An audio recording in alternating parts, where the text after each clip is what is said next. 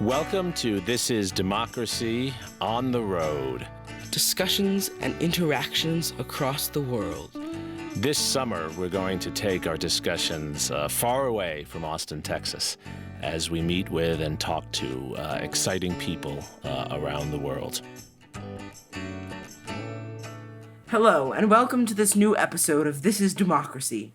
Today, in this enchanting city of Barcelona, we are discussing George Orwell's 1938 memoir, Homage to Catalonia, and its account of the Spanish Civil War, in particular from this city. I'm Zachary Surrey, and I'm sitting here now with Professor Jeremi Surrey. So, Jeremi, you and I have both recently reread Homage to Catalonia and its account of the Civil War here in Spain. Could you describe for our listeners what the Spanish Civil War was really about and the major events of the time? Yes, thank you, Zachary. George Orwell's 1938 nonfiction account of his own participation in the Spanish Civil War is one of the most read works in the world today. It's been read for more than 70 years since he published it. And what Orwell recounts in this work of nonfiction is the battle between fascist forces of General Franco in Spain and a collection of what were called Republican forces at the time. These Republican forces included communists, socialists, anarchists, labor unionists, liberal Democrats, and many others. Orwell was one of many, many figures, including Ernest Hemingway from the United States, Gertrude Stein, and many other figures who came to Spain to fight on the side of what they thought was a Republican, a left-leaning, a socialist alternative to the rising tide of fascism that they had witnessed in Germany, in Italy, and elsewhere. And the Spanish Civil War for Orwell was a great, bitter missed opportunity. That's what he describes in the Homage to Catalonia. The opportunity for these left forces to turn back fascism, as he says at one point, a chance to win a victory after so many fascist victories. But yet the forces on the left that Orwell describes were unable to organize themselves. They were unable to attract enough international support, particularly from the United States, and they were sold out by the Soviet Union and other forces that did not want to see non-communist groups come to power in Spain. In the end, as Orwell bitterly describes, the forces of Franco, the fascist forces, were able to take control of Spain. And in taking control of Spain, they really made one more step toward what we all recognize as the beginning of World War II, the efforts by fascist forces to control all of Europe. So, Jeremi, could you describe for us, maybe in a little more detail, how these events played out, in particular here in Barcelona, and how they were really important for the Civil War as a whole? Yes, Barcelona was one of many key battlefield sites during the Spanish Civil War.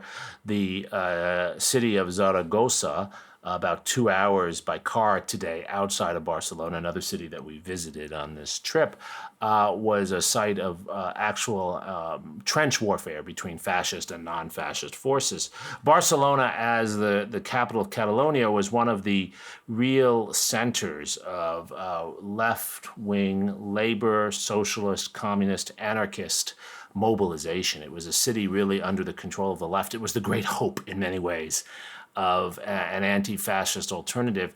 And Barcelona fell apart, as Orwell describes, fell into street fighting, largely because the left forces themselves started fighting with one another. For a time, Orwell describes in Homage to Catalonia different forces on the left firing upon one another. And the collapse of the left-wing forces in Barcelona allowed the fascist forces eventually to take control of what was one of the last strongholds of the anti-fascist resistance in Spain. Yes, and part of the problem of the left-wing parties in Spain was that there were so many of them. There were so many factions.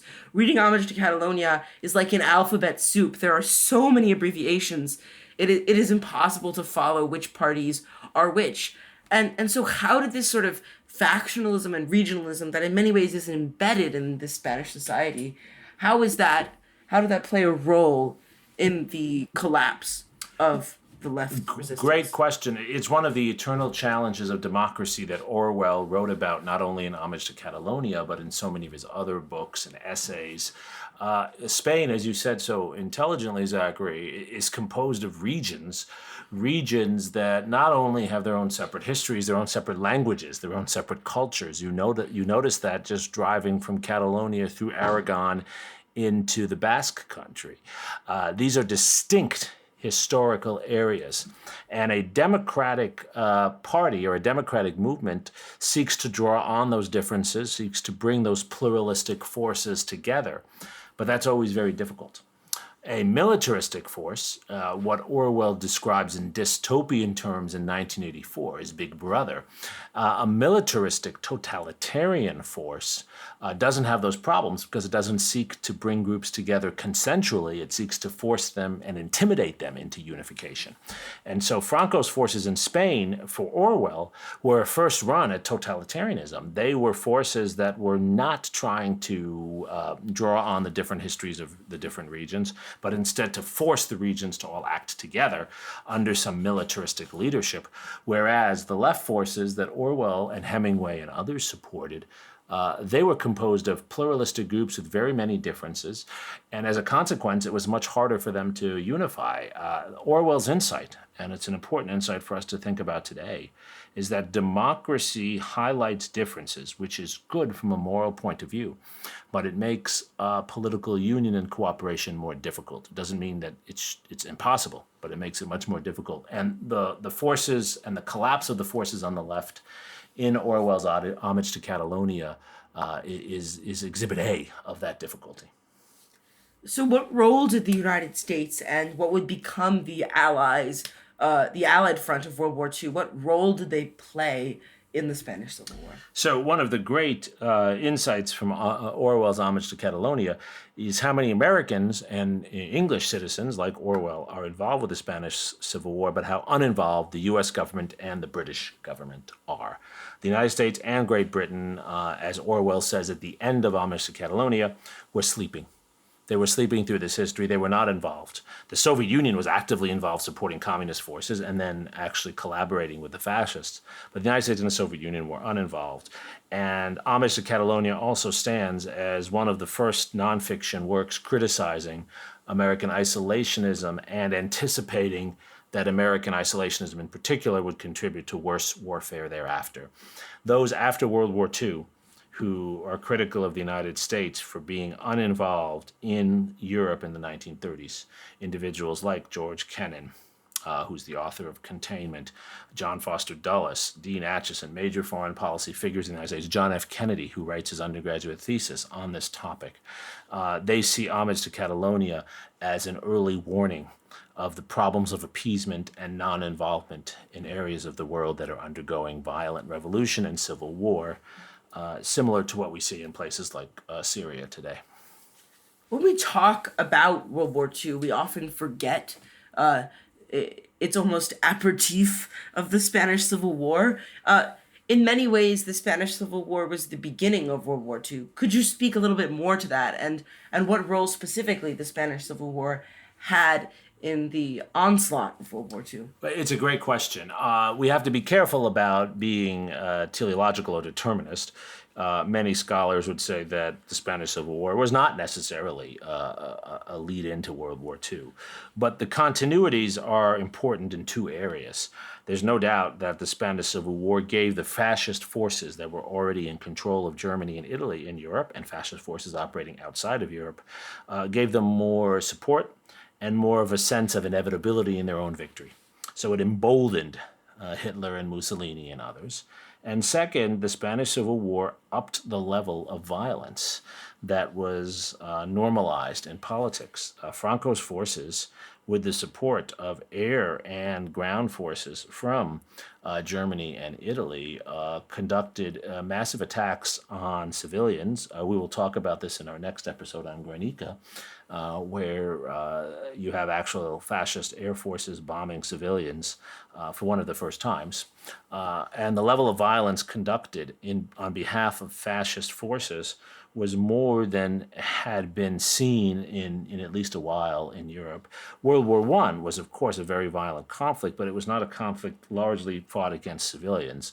The Spanish Civil War used massive modern violence against civilian populations. And unfortunately, and this is a point made by many military historians, by Michael Howard and many others, the distinction between civilians and combatants broke down in the Spanish Civil War, and it became more acceptable to use massive military force against civilians than it ever had been before. And this is the beginning, some would argue, of the aerial bombardment, the use of massive military air force against civilian populations in places like Dresden, Coventry, and elsewhere during World War II. So what was the influence of the Spanish Civil War and the violence and utter destruction that it wrought? What influence did it have on the many artists and writers who were there at the time, and how did it really bring forth the future artistic and literary world of Europe? Well, this is a really important part of things, and it's how the world has changed in the last 20 to 30 years. From 1938 really until the late 1970s and 80s, and perhaps even until 2000, the Spanish Civil War was a central cultural moment in Western society, immortalized in paintings by Picasso, literary works not just by George Orwell, but Ernest Hemingway and many others, the poetry of T.S. Eliot and many others. It was a central moment, a central cultural experience, because so many artists had become disillusioned in what they saw as traditional liberal values. Not by the experience of World War I, they were too young for that, but by the experience of the Spanish Civil War. You can't understand Ernest Hemingway's somewhat jaded view of Western society without understanding the Spanish Civil War. So it was a central cultural moment, and a cultural moment that was recreated in the teaching of literature as well as history. That's changed in the last 20 to 30 years. There isn't the same consciousness about the Spanish Civil War among a younger generation, and that's interesting. There are lessons that shouldn't be lost as perhaps we become less obsessed with this moment. There's also been an intentional silencing. One thing we've witnessed in our visit to Barcelona is how little Spanish government museums that we have visited, historical museums, how little they talk about the Spanish Civil War. That's largely because many Spanish citizens today don't want to acknowledge their own collaboration with the fascist government that was in control of Spain from the late 1930s until 1975 when Franco died. The history of post-war Spain is a history of fascism, not a history of anti-fascism. So we often talk about this, and this is democracy, about the fact that many countries that now are democracies have really had a struggle to find democracy. What was this struggle that Spain went through after the Spanish Civil War, after Franco came to power? Well, this is why studying this history is so important.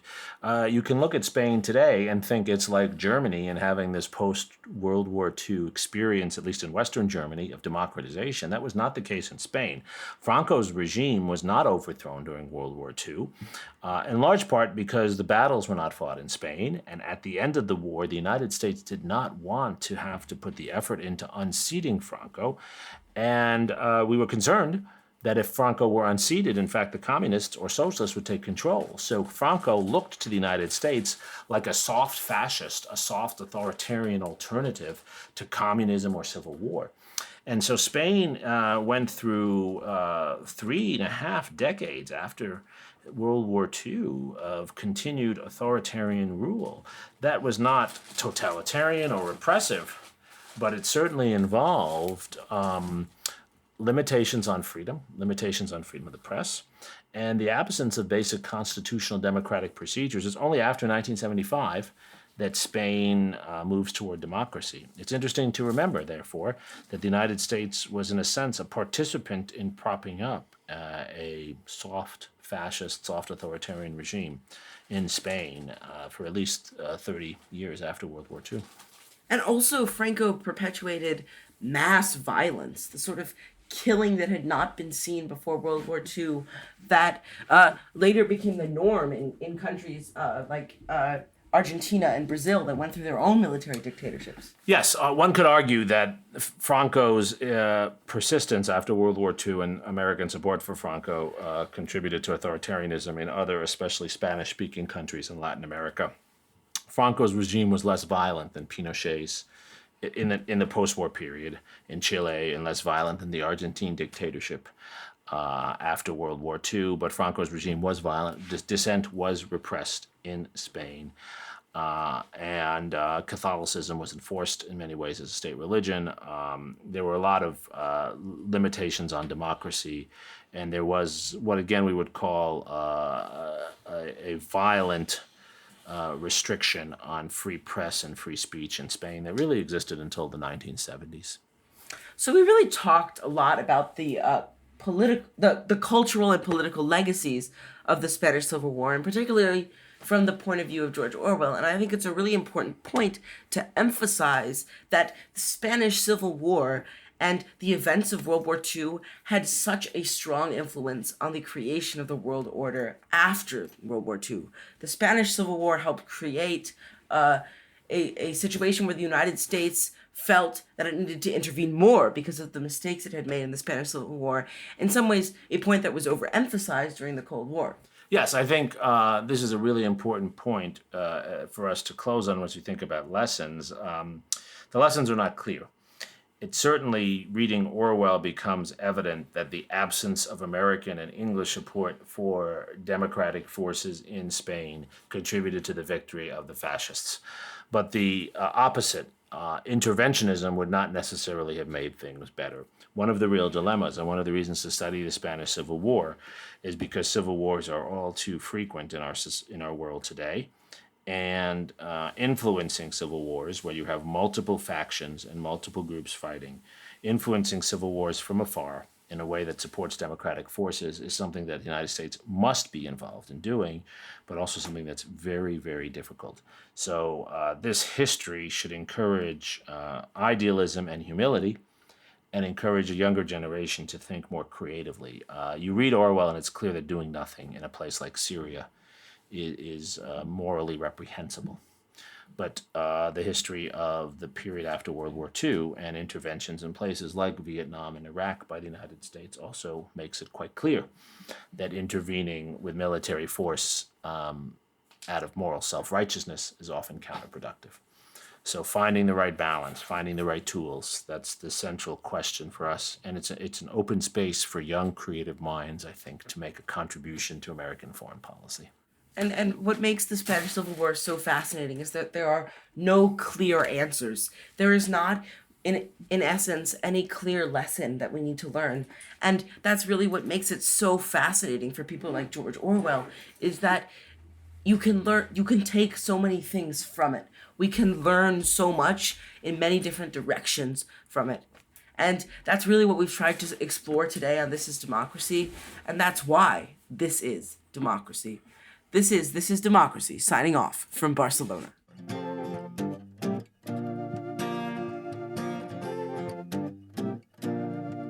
This podcast is produced by the Liberal Arts Development Studio and the College of Liberal Arts at the University of Texas at Austin. The music in this episode was written and recorded by Harrison Lemke, and you can find his music at harrisonlemke.com.